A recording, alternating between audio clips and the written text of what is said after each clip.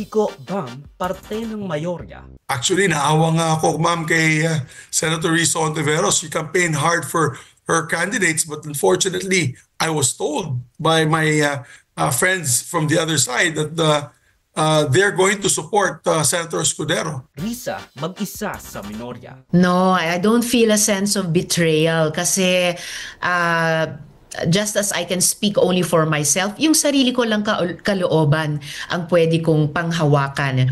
I respect whatever decision my colleagues, even my closest colleagues. Mga Pilipino ayaw sa impeachment. Well, siguro marami sa ating mga kababayan ang naiintindihan kung ano yung ginagawa laban sa akin at sa aming pamilya. It's a pure political persecution. At marami pang iba. Kumusta? I'm Ulysses or Avor Joseph and welcome to News Anniversary Recap Weekly Edition number 111. We have to cover since last week, so skirtans has provided if it piques your interest. Risa Ontiveros, iniwan ni Bam at Kiko, Cheese Escudero versus Tito Soto. Actually, naawa nga ako, ma'am, kay Senator Risa Ontiveros. She campaigned hard for her candidates, but unfortunately, I was told by my friends from the other side that they're going to support Senator Escudero. Ayan ang mga ugong-ugong sa papalapit na 20th Congress na mag-uumpisa formally sa July 28 dahil mukhang sasapi sina Kiko Bam sa majority backing the incumbent Senate President Cheese Escudero laban kay Tito Soto. Do you feel a sense of betrayal? No, I don't feel a sense of betrayal kasi just as I can speak only for myself, yung sarili ko lang kalooban ang pwede kong panghawakan.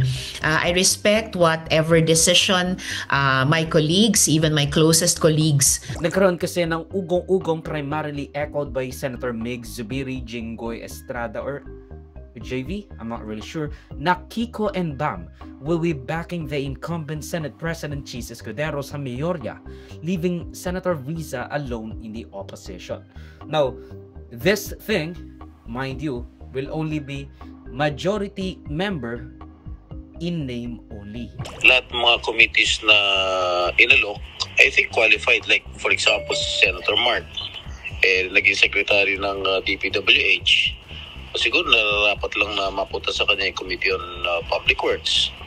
Meron din si Senator Erwin Tulfo, galing siya sa DSWD. Siguro nararapat lang na ibigay natin sa kanya yung Committee on Social Services.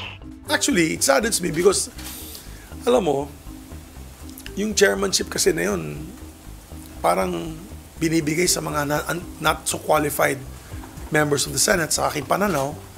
At tapos yung mga super qualified, katulad ni Senator Lauren Legarda, ay binigay sa kanya culture and arts na lang, na napakasipag naman ng tao. He then offered his sincerest welcome kay Risa para sumali sa minority bloc na pamumunuan ni Senator Tito Soto, kung matuloy nga ang mga ugong-ugong na hindi sasama sina Kiko at Bam kay Risa sa independent slate. So what gives? Bakit ba iiwan ni na Kiko at Bam si Risa para sumapi sa majority? Ang sabi ni Risa, kung kukunin ng Duterte bloc ang minority sa Senado, hindi siya sasapi dito at mag-form siya ng sarili niya or independent bloc kasama sina Kiko Pangilinan at Bam Aquino. Ayan ang promise, ayan ang kind of designated area and designated position that they will take nung kampanya. Well, gusto ko man, ngayon pa lang may bloke na ng mga kasama kong senador na mas marami na ang bilang. Mas marami sa isa at mas marami pa sa tatlo. So, tingnan na lang po natin paano mag-unfold yung pag-organisa ng Senado ng 20th Congress sa umaga ng 29th sa opening of session. At yun din yung mga scenarios na kinoconsider namin ni na Sen Kiko at Sen Bam. Mas realistic siguro na maging bahagi ng independent bloc. Oo. Given the numbers, kayo mismo, nabibilang nyo naman kami dito. But it looks like papanig ang Duterte bloc kay Cheese Escudero to be the Senate President, ayon rin kay Senator Bato de la Rosa. With Duterte 7 bloc in full support, assuring na si Cheese ang mananatiling Senate President. Kasi again, 7 sila. Nakapag-commit na kami Tapos I don't know kung nakapirma na yung iba. Ay, kayo, sir. Ako nakapirma na ako. Pero, For the record, sino-sino kayong Duterte Black na nag-commit? We call ourselves as Duterte 7. Duterte 7. So that's you? Senator Bungo, Senator Robin Padilla, Senator Marcolita, Senator Robin, Aimee Marcos, and the 2 Villar. pero, For the record, sino-sino kayong Duterte Black na nag-commit? We call ourselves as Duterte 7. Duterte 7. So that's you? Nag-usap na sila personally, pero in principle, kami, Duterte Black, napag-usapan namin, we are inclined to support Senate President Chis Escudero. why, sir? Well, wala naman kami nakitang hindi dapat siya suportahan. So, we support him. Walang kapalit like yung mga committee chairmanship, sir? Wala naman kasi as is man ako, wala man akong hiningi, wala man rin pinarami sa akin. Basta nagustuhan ko lang yung pamamalakad niya sa amin, sa Senado. Yung leadership niya is nakita ko is very open to everything. Hindi siya close-minded, hindi siya porque ganito siya, panindigan niya ganito siya, o porque ganun, yung nakikinig siya. May Mark Villar nga pala tayo, parang hindi ko naman naririnig. Si Mark, tahimik lang. Dahil dito, Veterans Bloc or Soto's Bloc will be formed kung saan magtatayo sila ng kanilang minority bloc dahil nga sasamang Duterte 7 sa mayorya. Kasama ng mga veteranong senador with Tito Soto, King Lacson, Loren Legarda at Mig Zubiri with Lito Lapid still a guesswork kung sasama ba sa Soto Bloc o sasapi sa majority. So let's go back. Hindi pa sure kung talagang lilisanin ni Kiko at Bam Aquino si Risa para umanib sa mayorya. But why are they even entertaining or why are the people even entertaining the idea na si Risa at Akbayan Party List ang nag-push sa kanila sa pagkasenador pero hindi sasamahan si Risa sa Senado? Hindi ka na-hurt na kinampanya mo sila tapos naiwan ka? Hindi ako na-hurt dahil yun na nga sabi ko nga, basta patuloy akong maninindigan. Kung ang bawat isa sa amin ay may sariling diskarte, ako rin naman po, basta nakatutok pa rin ako doon sa layunin na palakasin yung oposisyon, hindi lang sa loob, pati sa labas ng Senado. As we all know, nangampa si Kiko Pangilinan and Bam Aquino para sa agrikultura at edukasyon, respectively. Yan ang kanilang plataforma. Ganito ang nasa isip ng tao. Pumpanik sila sa mayorya, but only in name only. Kumaga, pwede silang sumama sa mayorya, pero they can still support Risa Ontiveros on the side. That doesn't really mean na kapag nasa majority ka or majority dahil binoto mo yung isang Senate President, which won, doesn't really mean na lahat na lang agree ka sa kanila. The values and the ideals, the platforms they have will not change, and their conviction on stuff will not change. Kahit na sumama man sila o hindi, the Senate presidency of Chis Escudero has no signs of stopping. I am inevitable. Kaya naman, they're hedging their bets para makakuha ng mga mahalagang chairmanship na kanilang hinahabol para sa kanilang respective platforms, which are the agriculture at higher technical vocational education or basic education chairmanship. Yun yung mga komite na gusto nila pangunahan because that was their platform. Now, that's probably one big reason kung bakit sa tingin ng tao sa side sila sa majority. They seek to deliver on their campaign promises and they have better chances of getting those chairmanships kung sasama sila sa mayorya. Now, although, both Kiko and Bam has said themselves dahil nga sa mga usap-usapan na they have not yet made their mind up kung saan sila sasapi, with Bam Aquino saying sa courtesy call or courtesy visit sa governor ng Bacolod na sa Mayon sila ay nasa independent bloc pa rin. But that doesn't mean na hindi sila kasama sa desisyon ng mayorya para sa pagkapresidente ni Cheese Escudero. But also, that doesn't really mean na lagi silang sa side sa majority. Sumide lang sila sa majority para makakuha ng seats na kasama sa kanilang plataforma. They're hedging their bets. They are majority members in name only. Kasi nga, binoto nila si Cheese. But that doesn't really mean na lahat ng gustong gawin ng majority, gagawin nila. You can vote for the majority leader or for the president or Senate president without leaving the opposition and independence base sa iyong values at again, yung inyong mga tinakbong plataforma. Ang problema kasi sa Pilipinas, halos walang halaga ang partisan membership ng isang miyembro ng Senado. 8 ang partido sa Senado. Pati ang pagiging independent senator, wala na ring halaga kasi si Rodante Marcoleta, he is tagged as independent when he is clearly with the Dutertes and PDP laban. Kaya nga siya in-endorse ni Duterte at ng PDP laban. Walang clear na linya ang mga senador and even the House of Representatives. Ang party membership ay walang bearing most of the time. Kasi ang nakalagay sa kanilang mga constitution at bylaws, for the good of Filipino people, very vague and very overarching without, clear ideological differences like liberalism or conservatism or fiscal conservatism, freaking environmentalism, everything. Mahina ang party list at party representation at alliances. Kasi nga again, palipat-lipat tayo ng partido. Ayan ang ginagawa ng sangkatauhan at ng ating mga leader. Mga Pilipino, ayaw sa impeachment, political persecution daw. Dapat bang ibasura? Tingnan ng mga senator judges yung mga arguments namin dahil marami kaming mga solid legal arguments kung bakit dapat i-dismiss itong impeachment complaint na. Impeachment na naman ang pag-uusapan. Walang tigil pero wala tayong magagawa eh. Ayaw kong i-cover as of yet yung isang issue. Nakakatakot kasi. Not really nakakatakot pero I don't wanna do it. Especially it's a crime thing and not a politics.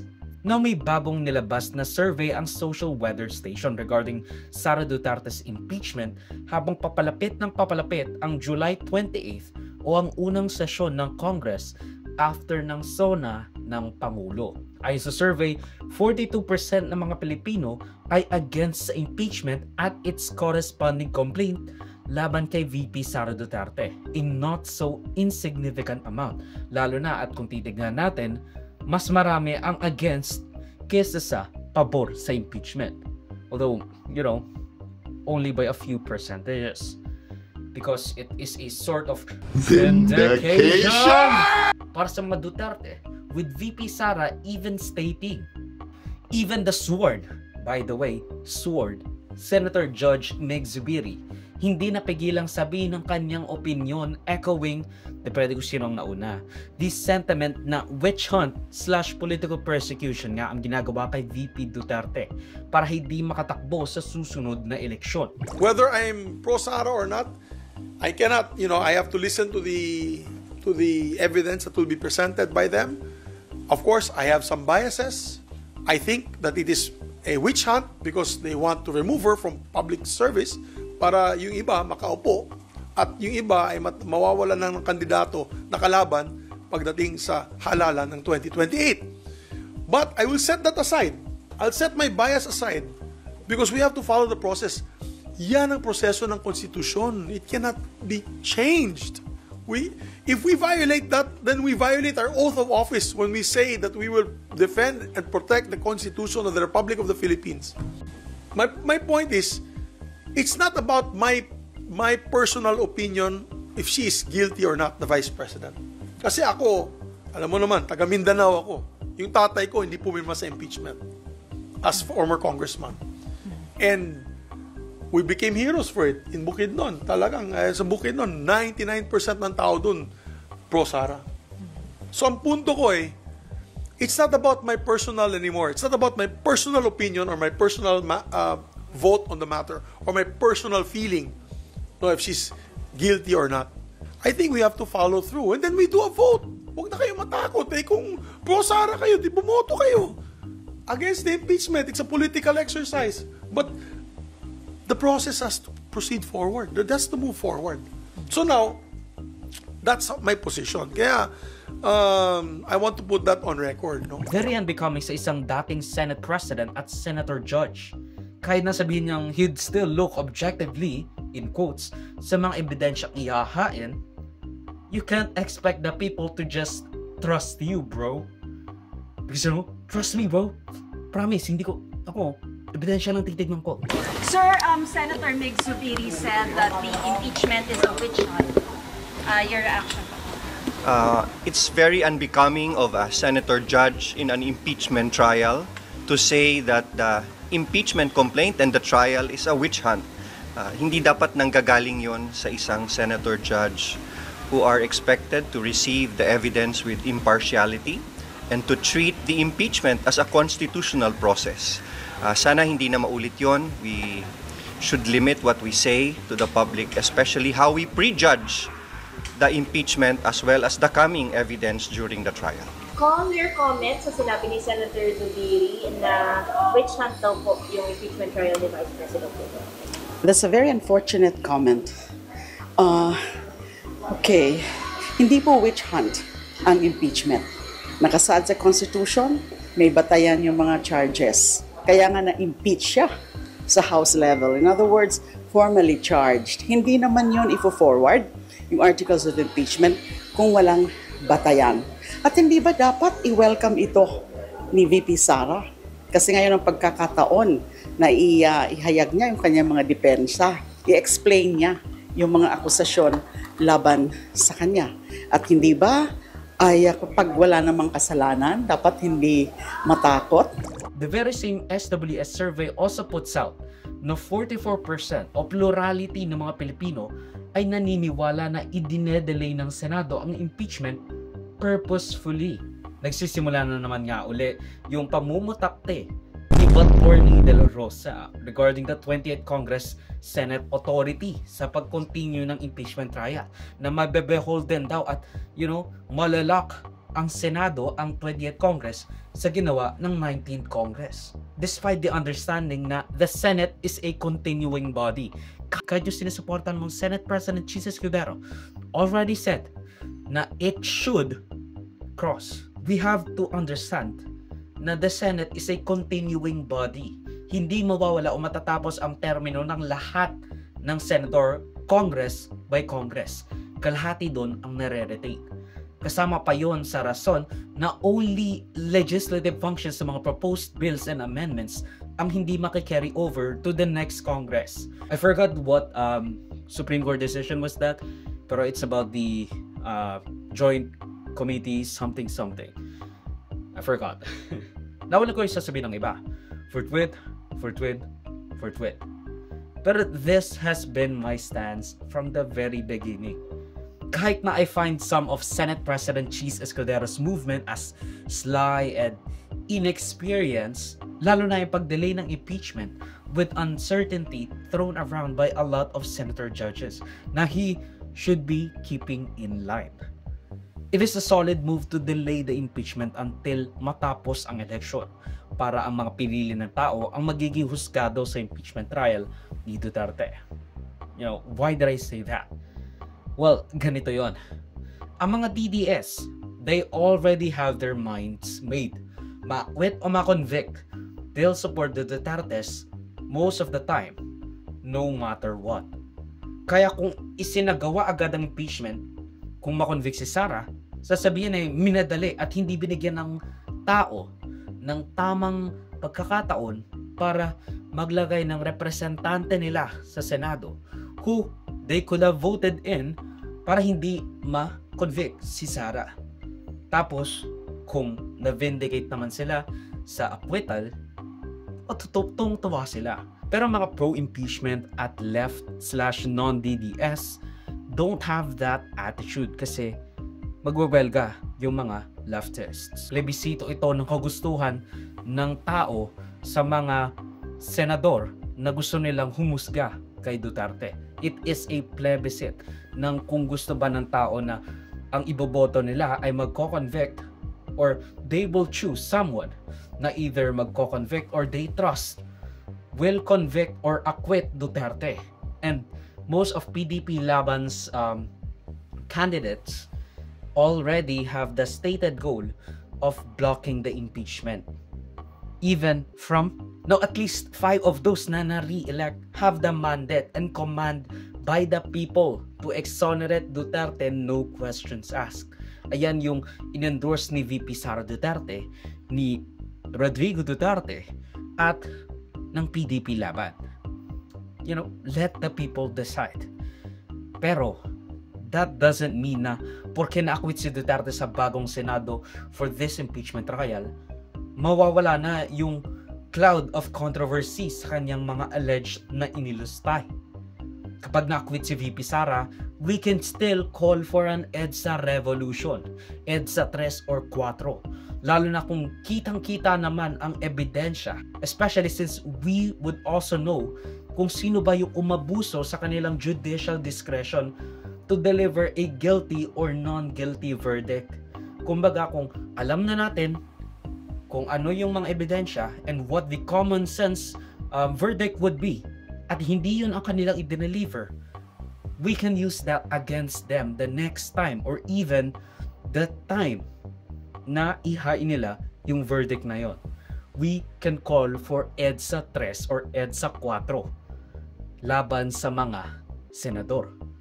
Pero kapag na-convict, somehow, it will be a huge triumph for us all. And again, katulad ng sinabi ko nung una, yung mga DDS, either ma-convict or ma-acquit, most of the time, they will support the Dutertes no matter what. In all of those realities, yung mga nagpupush for the impeachment at non-DDS will come out on top. Because we already know what we'll say depending on what the final verdict may be. Kung ma-acquit siya, sasabihin natin, na-acquit lang naman siya kasi maraming pro-DDS na senador at hindi nila tinignan yung mismong ebidensya. And they even tried to block it. Tapos kapag na-acquit, ang sasabihin natin, tignan mo, sa sobrang lakas ng case laban kay Duterte, kahit yung mga pro-DDS senators, walang laban sa mga ebidensya at will of the people. At yan ang pagterpos ng News Unworthy Recap Weekly Edition for roughly the second week of July 2025. Boses just some more topics and our questions to balitas if you feel I'm represented them in any way. Salamat sa panonood na kavang warming live subscribe my follow my socials on the board. Joseph will be linked down below. Sa susunod, of course. Paalam.